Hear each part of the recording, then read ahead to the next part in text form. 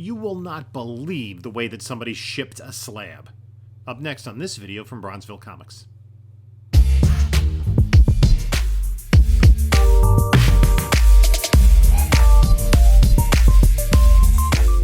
Hi. Hey there, comic book community. This is Jim from Bronzeville Comics coming to you with another video. I'd like to thank everyone for supporting the channel. If you like what you see and you're not a subscriber already, subscribe. Hit the like button, that always helps, and leave a comment down below. I have a haul of books that I picked up both via mail and by going out into the wild on Saturday. I hit a flea market, I hit Streetside Anthony's, got some cool books. But I had been, now that I'm getting books back from CGC and I sold some books at King Con, I've been buying some more books. Probably some more books than I should. And I've been looking for good deals. So, I bought a book for a really good deal, a slabbed book. And everything looked good. And then the package showed up. Now, what happened was, I was, on Wednesday nights, I'm doing a collaborative series with Joe from 360 Comics, where we're breaking down each week's Moon Knight episode. Last week, and we're going to do this for all the odd-numbered episodes, we were on 360 Comics. This coming week, which we'll be doing for all the even-numbered episodes, we're going to be on Bronzeville Comics. So I had ordered a couple of Moon Knight books, and I wanted to see if they had arrived. So I checked my phone. There was a package on my stoop when I got home from work. And I said, well, maybe this is one of the Moon Knight books. So I checked eBay to see what had been delivered, and I'm like, a slab had been delivered. I'm like, when was the slab delivered? I was a little curious. So I bought a slab. I saw it for, it was an auction. The auction ended, it was like at a really great price. I jumped on it despite the fact that the seller didn't have any feedback. So when I checked my phone to say a slab had been delivered and I didn't see a slab package, I was concerned. I'm like, is this a scam? It turns out that the package on my doorstep was the slab. Take a look at this and see me opening the package. I noticed today that I had a package arrive. When I checked to see what eBay items were shipped, and I saw that a slab had arrived, but all I had was this one flat piece, and I didn't think it was a slab, but I believe it's just a slab inside a bubble mailer. And this is not the way to mail a slab. So I'm going to open the package. There's already, I mean, it's dirty. It was just sitting on the ground on my porch. And so let's hope for the best. I got a really nice deal on this slab, I felt. But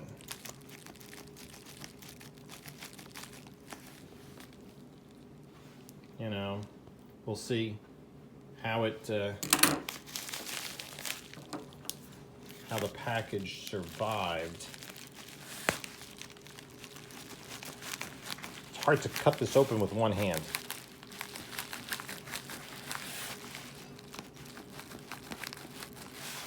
I mean, there definitely was some impact to the package in places. I'm not sure if it would be enough. You know, I'm not expecting the bubble mailer to necessarily have protected it. I'm just going to set this. Set this here for a moment. There we go.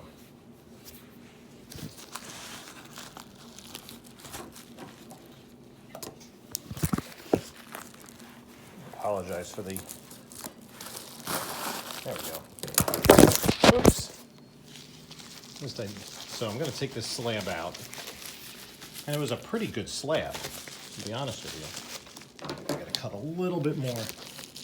This is, by the way, would not be what I would term the ultimate mailer. Despite what that says. Let's hold our breath. Okay. Yep, it's cracked.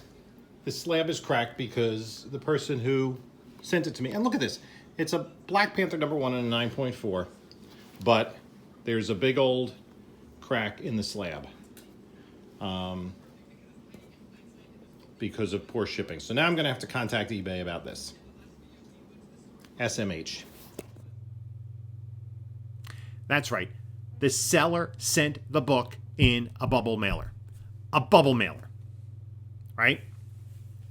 And so the book is Black Panther #1, CGC 9.4.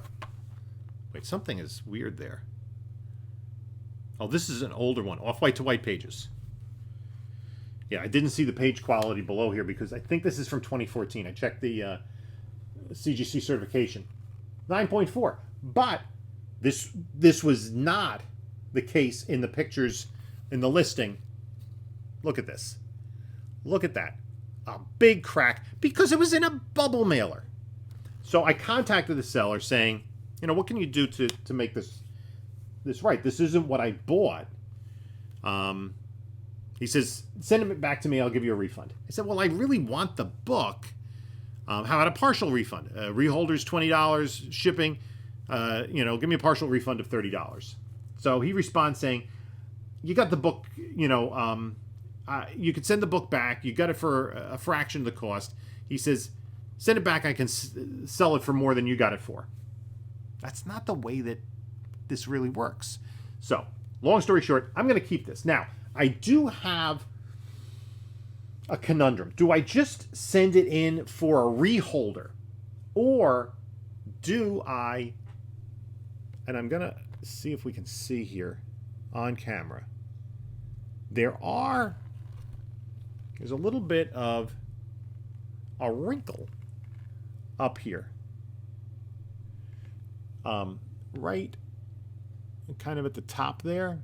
I'm not sure if you can see it from this angle. I do need better lighting behind my camera. The lighting is more or less above us. And a little bit on the back as well, in the same area. Like, it was a little bit crunched. I'm like, can this be pressed and improved? So let me know what you think in the comments. Is it worth cracking out? Now, let's just talk dollars and cents, because a reholder is going to be $20 plus shipping. I bought this all in, paid, let's see, how much did I pay for this darn thing? The guy has zero feedback. And it was an auction, so it was open to everyone. I got it for all in $147.39. In a 9.4. Let's look at what the fair market value is. Black Panther 1. Right? This is his first solo series, for those of you who aren't familiar. Written story and art by Jack Kirby with Mike Royer on inks. Let me try to find, I want to find the fair market value of this particular book in a 9.4. So, got it for 147, another 30. We're talking about 180 all in to get it reholdered. In a 9.4, it's a $275 book, right? A 9.6 has a fair market value of $560. So the potential to double the money if I can get this up to a 9.6. And, you hope it doesn't go down to a 9.2. I don't think so. The crack does not seem to have caused any damage. It certainly could have, because it's right on the corner of the book there. It's a little bit hard to tell. So we're going to see what that brings. I'm kind of in between on this. That's where to go. So that's the first pickup that I had. So I got to do more work with that than I anticipated. A 9.8 is fair market value of $2,300. Is sold as high as $4,500. That would be crazy to consider. And again, you do run the risk of it coming back lesser shape. I bought, I was looking for deals on eBay. I bought this. This just arrived today. $30. $30. I was selling one at King Kong, higher grade, like at a 7. This is closer to maybe a 4. There's some staining down in the barcode box here. Other than that, I got to take it out and look at it. There's some creases on it. Certainly a press would help it. Maybe it can be dry cleaned a little bit. $30. And then I picked up the two of these for $110. So I thought those were just great deals. I kind of couldn't pass it up. I forget the exact price I paid for this. Lower grade. It's got a sub crease and there's a loose centerfold at the top staple. But a key book, a great cover. I do have this in the collection. I don't think this is an upgrade, but I might send this in to get graded. Anyway, I found this book real cheap. It's a lower grade condition. Terrible spine roll. I don't know if you can see the top there. The top's all messed up. That can be pressed out. The biggest issue is there's a stain up here. And there aren't any major... There's one light crease that kind of goes down diagonally here.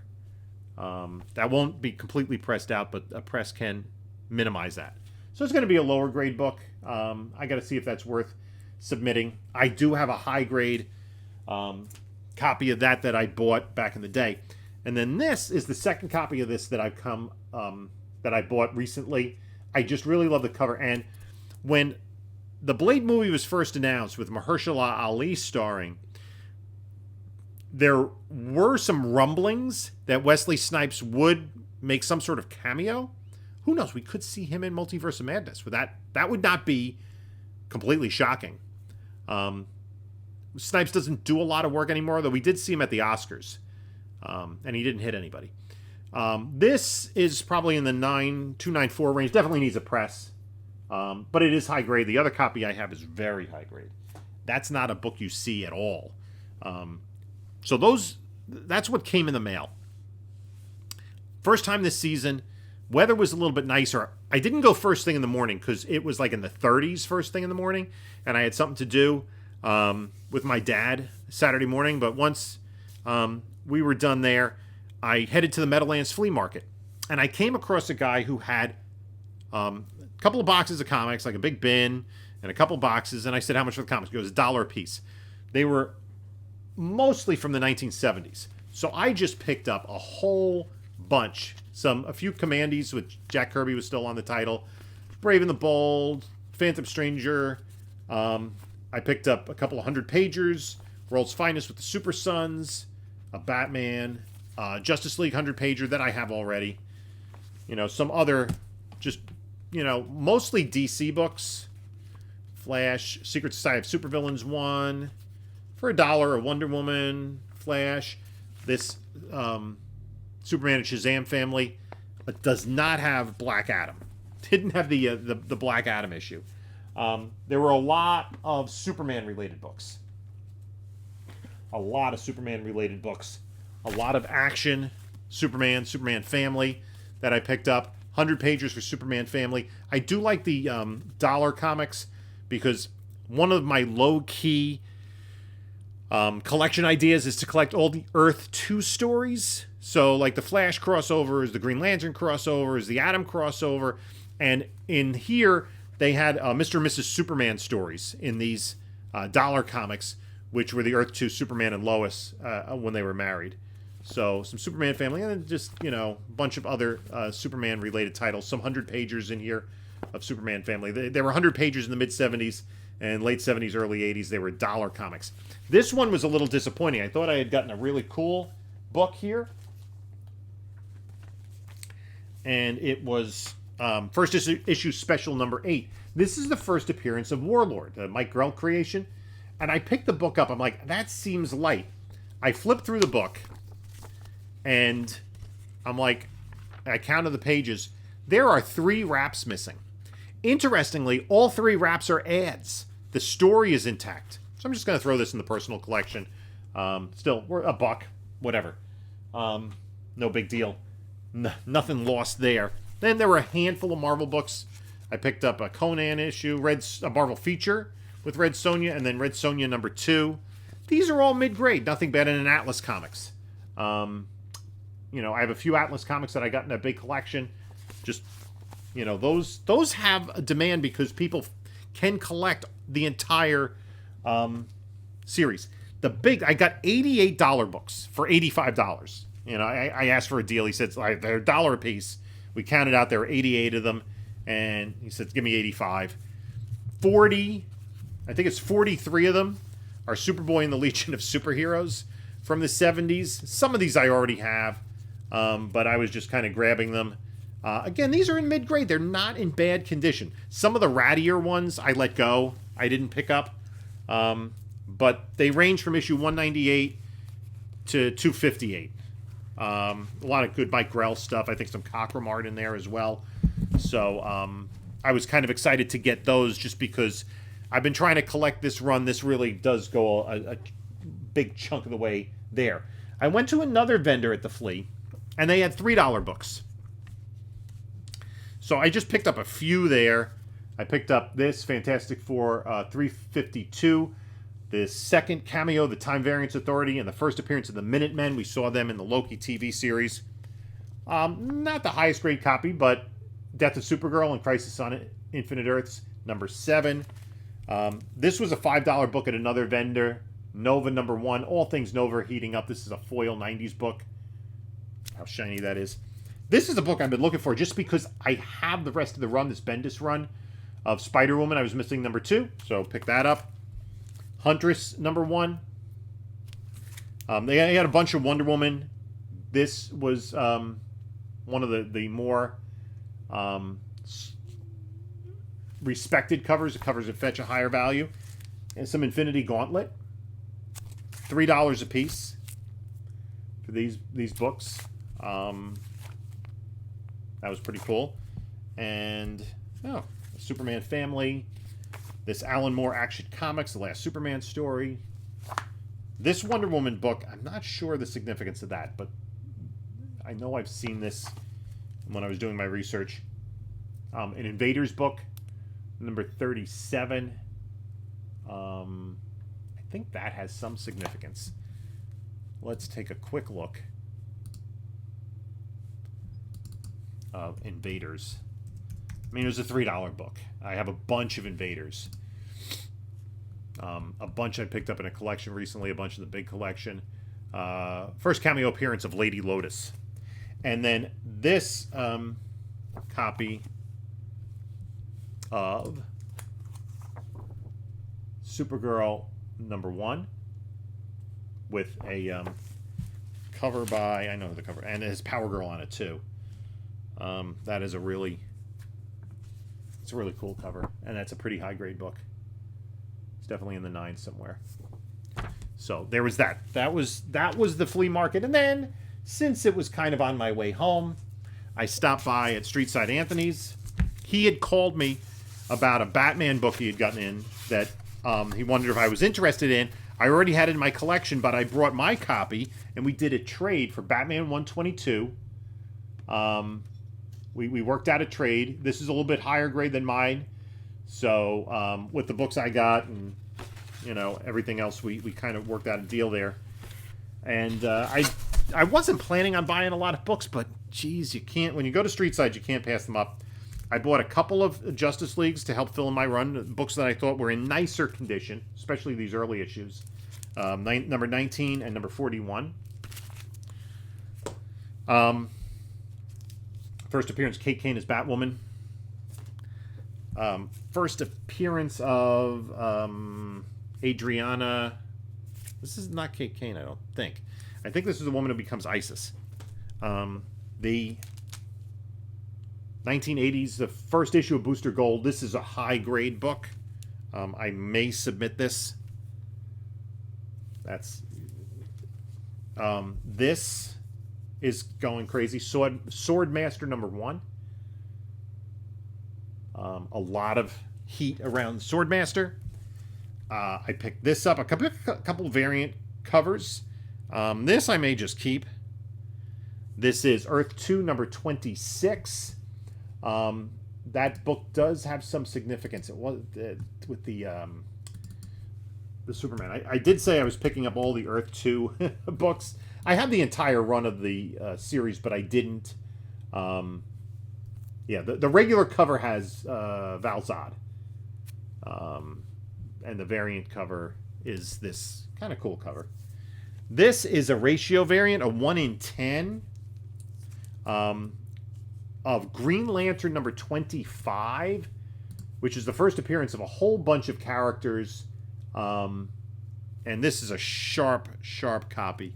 I think I may be submitting this to CGC, put it in my huge pile of stuff to go to CGC. Nice variant cover. I have the regular cover actually out at CGC in a 9.6 pre-screen. I'll take a closer look at this and give it a clean and a press and see how that turns out. And then just a couple of other Justice League books that I thought could be just upgrades for my PC, because I know these came out. I was young, and I read these books to death, didn't treat them well. One is a Justice Society crossover with the Legion of Superheroes, which was a fun read. It was about the time that I think the JSA was in their own book in All-Star Comics, and they had just introduced Power Girl, who was pretty much the runaway star of the book. And so she was featured prominently in this particular crossover, because also, too, remember, Supergirl was not in the Justice League. So, Power Girl brought something unique whenever she appeared in these crossovers. And you can see that she's like the headliner for the Justice Society right there is Power Girl. So that's pretty cool. So that's my haul kind of for the week.